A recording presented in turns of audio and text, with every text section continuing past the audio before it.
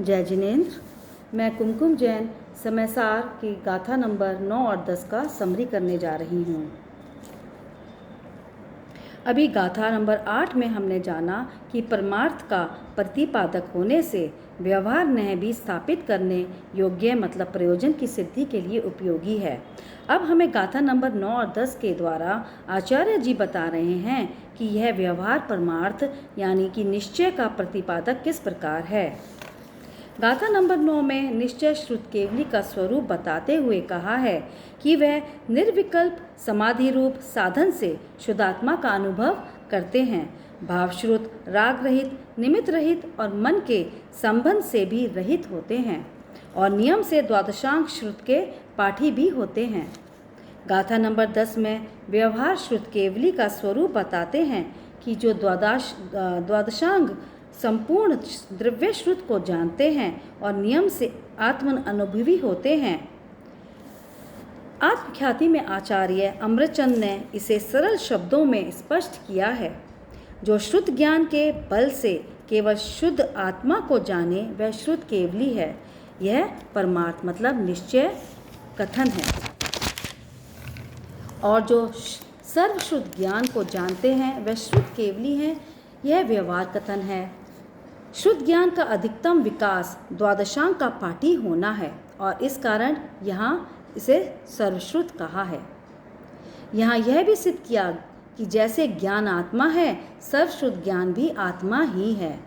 इन दोनों गाथाओं में निश्चय शुद्ध केवली और व्यवहार शुद्ध केवली का उदाहरण देकर अनुपचरित सद्बुद्ध व्यवहार न्याय को निश्चय का प्रतिपादक सिद्ध किया है।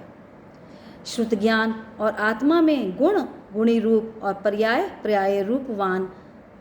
पर्यायवान रूप तादात्म्य संबंध है।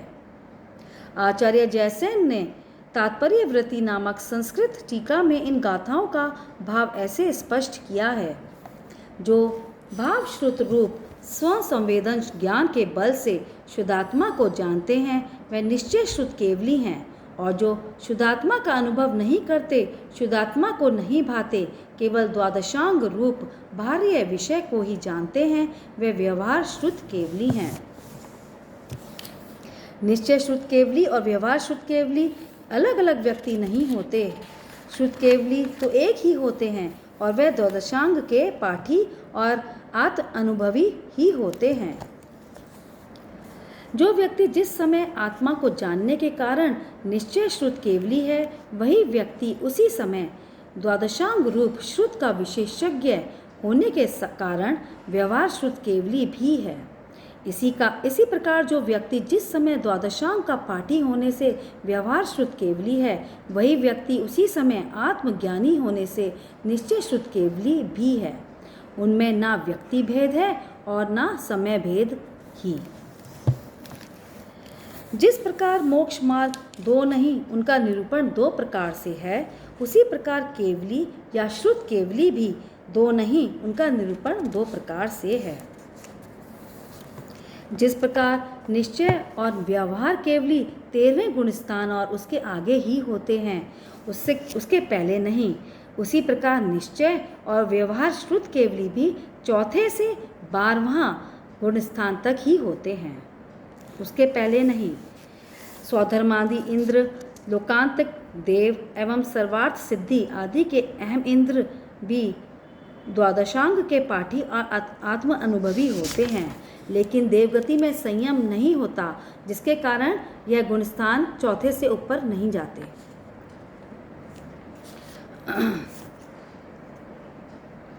अंतिम श्रुत केवली भद्रबाहु और अनेक श्रुत केवली पंचम काल में भी हुए हैं और पंचम काल में 6ठे 7वें गुणस्थान में झूलने वाले भावलिंगी संत हो सकते हैं।